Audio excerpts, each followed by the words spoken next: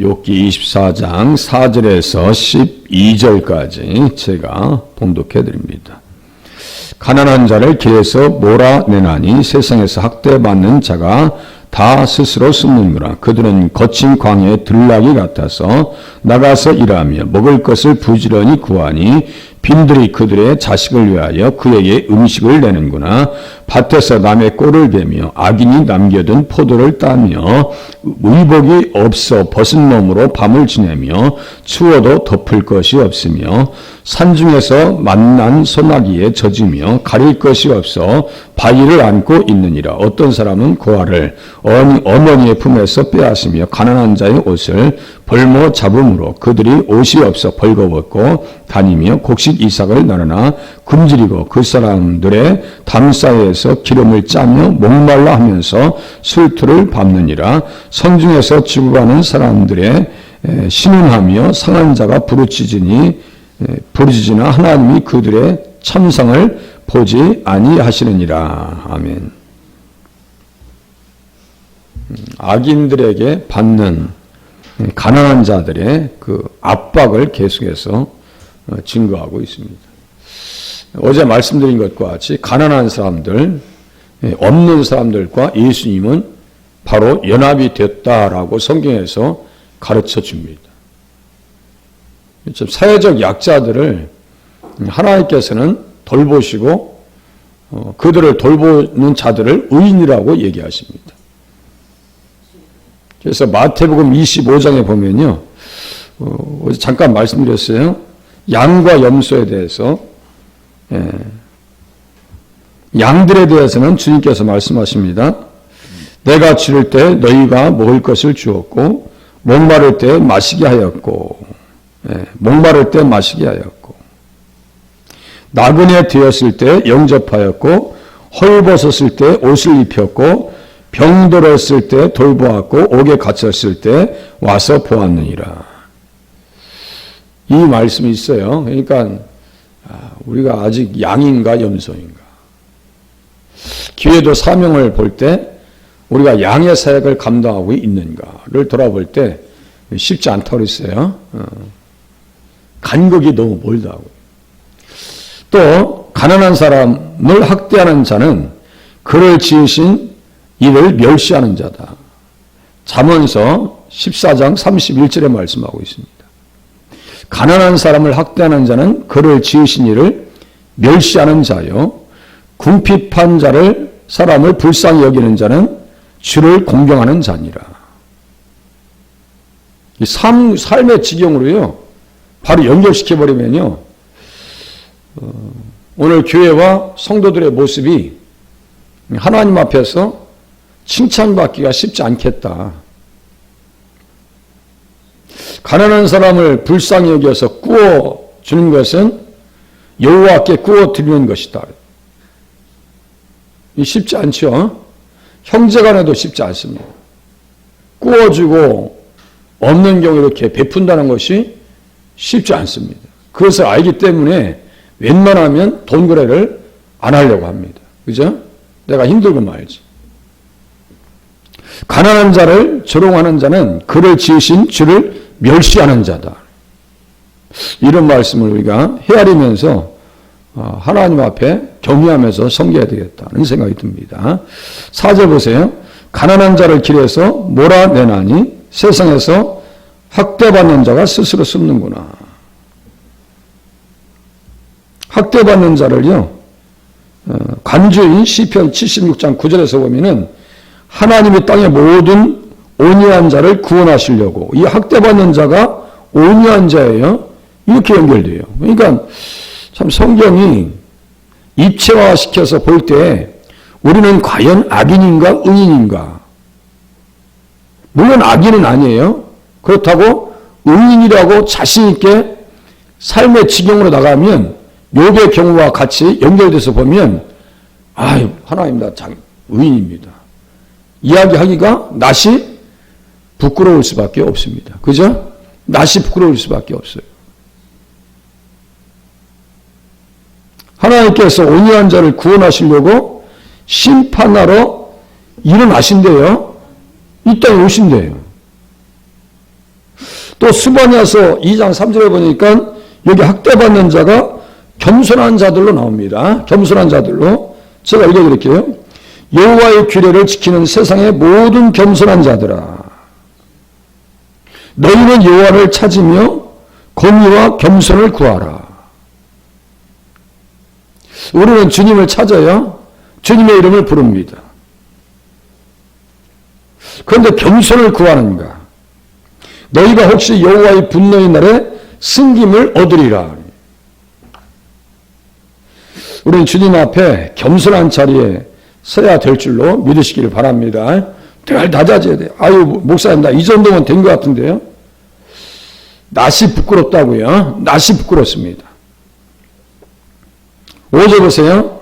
그들은 거친 광야의 들나귀 같아서 나가서 일하며, 가난한 사람들은 정말 뼈가 부서지도록 일합니다. 부서지도록 일해요. 어떤 분은 연세가 드셨음에도 불구하고 일하시는 분들이 많이 있어요. 예.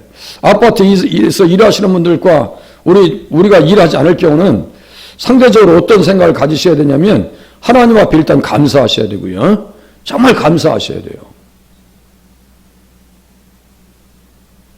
또 하나님 앞에 이런 은혜를 주신 것 앞에 또한 감사하셔야 되고, 그들을 바라보면서 참 어떤 생각을 가져야 될까요? 다시 읽어드릴게요. 그들은 거친 광야에 들나귀 같아서 나가서 일하며 먹을 것을 부지런히 구하니 빈들이 그들의 자식을 위하여 그에게 음식을 내는구나. 빈들이 음식을 낸대요. 그러면 먹을 것이 있겠어요, 없겠어요? 없어요. 하나 먹을 것이 없습니다. 피골이 상접합니다. 6절 보세요. 밭에서 남의 꼴을 베며 악인이 남겨둔 포도를 따며. 남겨뒀겠어요? 안 남겨뒀겠어요? 남겨둘 일이 없죠. 정말 믿음의 사람들은요, 성경에 보면 그거 다 베지 말라고 그렇게 하고 귀퉁이를 놓으라고. 그 룻기에서는 나가서 보리 이삭을 줬는데 한 에바를 주었대요. 한 에바. 그게 몇 리터냐면요, 40리터입니다. 하루 나가서 일했는데 40리터를 가지고 왔어요. 40리터면 그 콜라병 있지, 1리터짜리 40개예요. 그럼 먹고 살아야 못 먹고 살아요?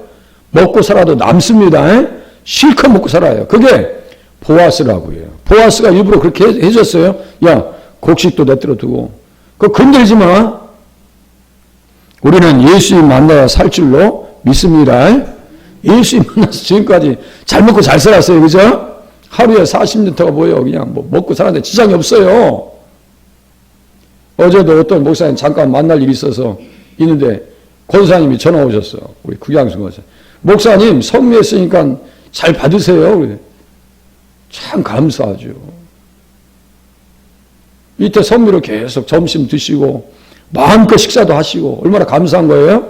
예수 만나서 오늘 우리가 보릿고개도 넘어가고 잘 사는 줄로 깨달으시면 맞습니다. 그런데 악인들을 보면은 자세히 보면 이 사람들 경계표를 막 옮긴다 했단 말이에요. 예. 이 경계표를 옮기는 자란 저주를 받는다고 써 있어요. 신명기 27장 맨 끝에 보면 온갖 율법을 지키지 않는 사람들은 저주받을 것이다. 그 저주를 누가 풀으셨어요? 예수님께서 풀으셨습니다. 오히려 또 악인과 같은 모습이 우리 안에 많이 섞여 있습니다. 그죠? 가난한 사람을 알아주지도 아니하고 무시하고, 예. 어떻게 사는지 관심도 없고 그래요. 저 또한 똑같습니다. 이 욥기를 보면서 많이 배워요. 아, 이게 참 그렇구나. 낯이 부끄럽구나. 참 얼굴이 참 부끄러울 수밖에 없구나. 욥은 그렇게 살지 않았어요. 네, 다 율법 아래, 저주 아래, 법 아래, 심판 아래, 네, 다 같은 말이라고 했어요. 여기에서 우리 주님이 살려주셨어요. 어디래요? 은혜 아래 들어가게 만들어 주셨어요. 그럼 어떻게 살아야 돼요? 은혜로운 삶을 살아야 되는데 욥처럼 살아야 됩니다. 예수님처럼 살 길을 열어주셔야 됩니다. 복음이고요. 또 우리가 베풀 수 있으면 베푸는 것이 합당한 것이다 라고 말씀을 드릴 수밖에 없어요. 7절 보세요. 의복이 없어 벗은 몸으로 밤을 지내며 추워도 덮을 것이 없으며 악인들의 만행과 없는 사람들의 상대적인 박탈감입니다. 산중에서 만난 소나기에 젖으며 가릴 것이 없어 바위를 안고 있느니라. 어느 정도인지 아시겠죠? 바위를 안고 있어요. 나는 자연인이다 이렇게 보면요. 어떤 사람은 집도 아니야. 바위 사이에서 굴 속에 살아요. 그래서 아이 세상에. 근데 거기가 본인에게는 너무너무 좋다는 거예요.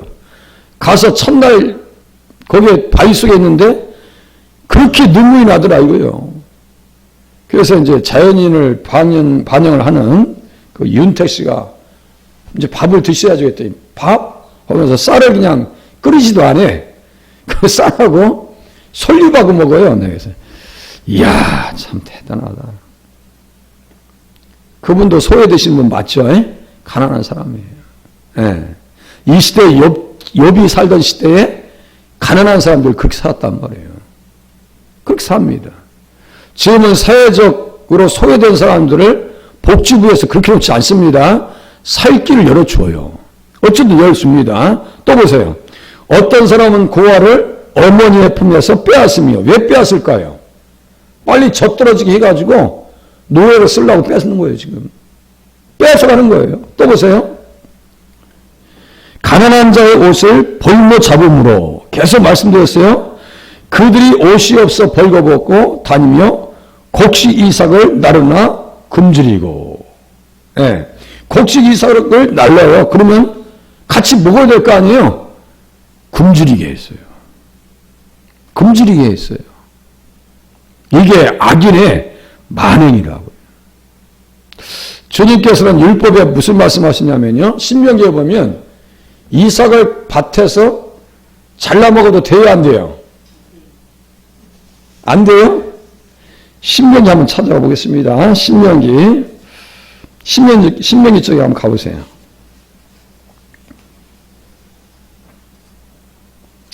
(23장) 신명기 23장 25절.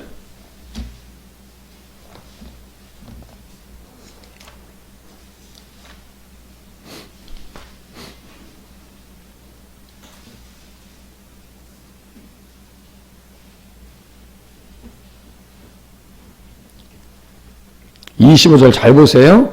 내 이웃의 곡식밭에 들어갈 때에는 내가 손으로 그 이삭을 따도 되느니라. 된다고 써있죠?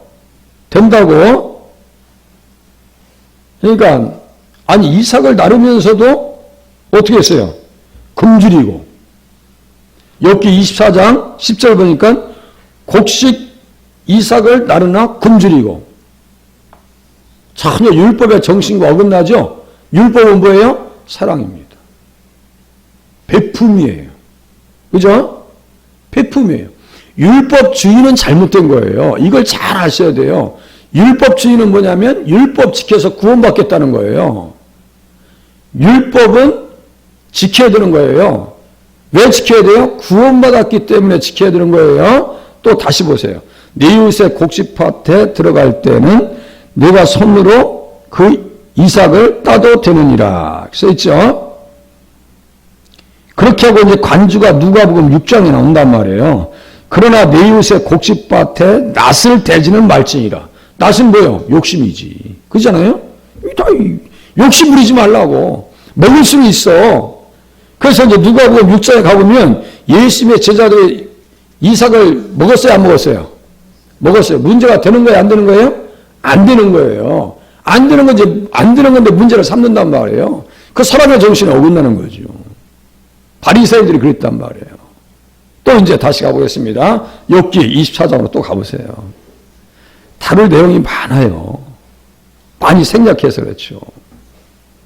24장 10절 곡식 이삭을 나누나 굶주리고 그 사람들 담 사이에서 기름을 짜며 목말라 하면서 술투를 밟느니라.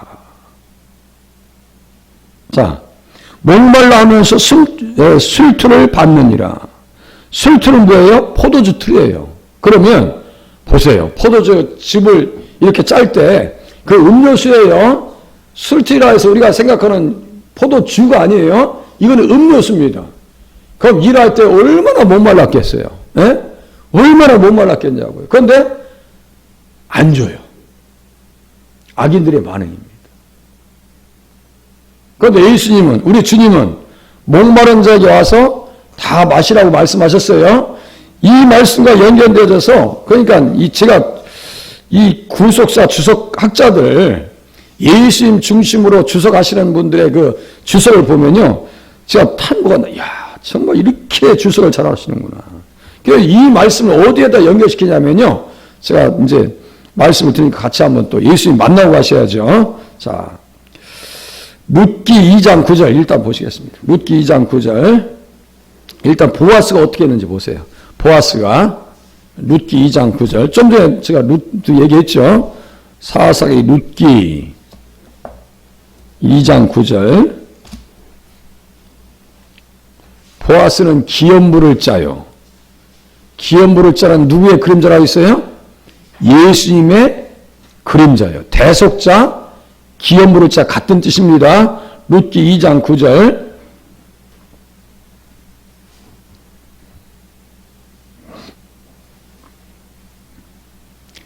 그들이 베는 밭을 보고 그들을 따르라. 내가 그 소년들에게 명령하여 너를 건드리지 말라 하였느니라. 목이 마르거든. 이렇게 썼죠? 목이 마르거든.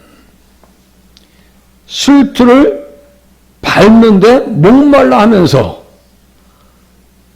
우리들은 영육간에 하나님께서 목마름을 예수님을 통해서 치료해 주셨다는 사실을 믿으시기를 바랍니다. 우리는 정말 의인인 예수님을 만났어요. 그죠? 악인을 만나면 목마르지만 악인은 누구의 모습이요? 사탄의 모습이지 뭐예요? 사탄이에요. 계속 목마르게 만들어요.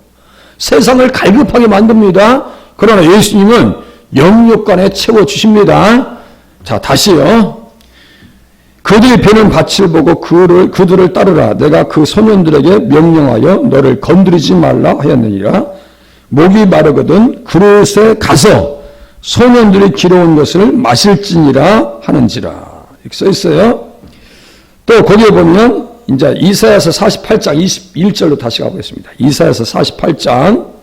자, 목마름을 치료해 주시는 예수님을 지금 소개시켜 드리는 거예요. 이사야서 48장 21절. 악인은 목마르게 합니다. 사탄은 목마르게 합니다. 세상의 영은 목마르게 합니다. 예, 그러나 예수님은 우리의 목마름을 치료해 주십니다. 이사야서 48장 21절.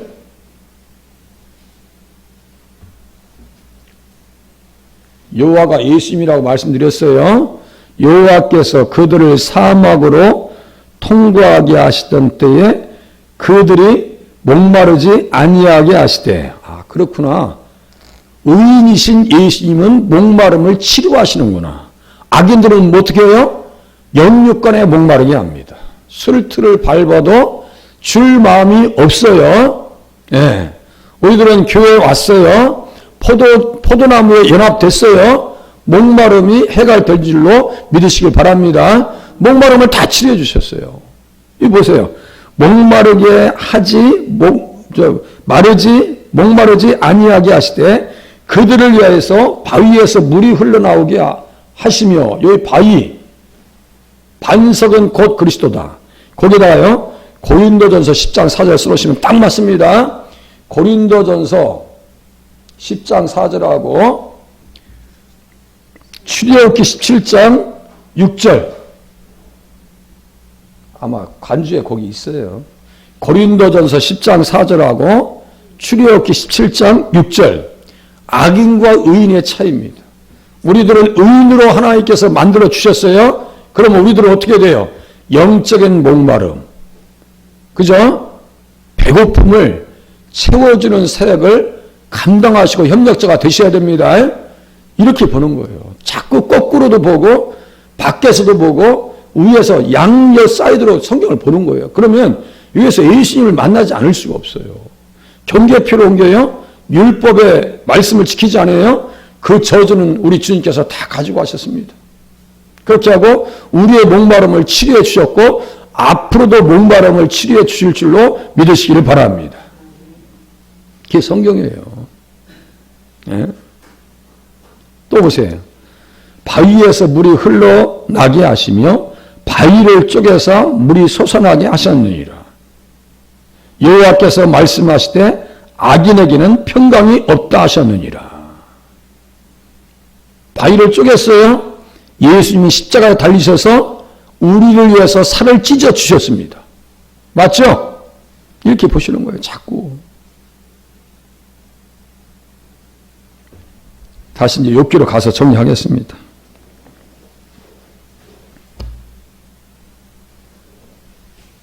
술을 밟느니라. 성중에서 12절 성중에서 죽어가는 사람들이 신음하며 상한 자가 부르짖으나 하나님이 그들의 참상을 보지 아니하시느니라. 이것은 욥의 착각이에요. 하나님이 보셔야 안 보셔요? 보십니다. 다 보시는 거예요. 하나에서부터 10까지 처음부터 끝까지 우리의 신음소리도 다 들으십니다. 그 사실을 아시고 오늘 새벽에 기도하시다가 하나님 앞에 돌아가실 수 있기를 바랍니다. 기도하겠습니다.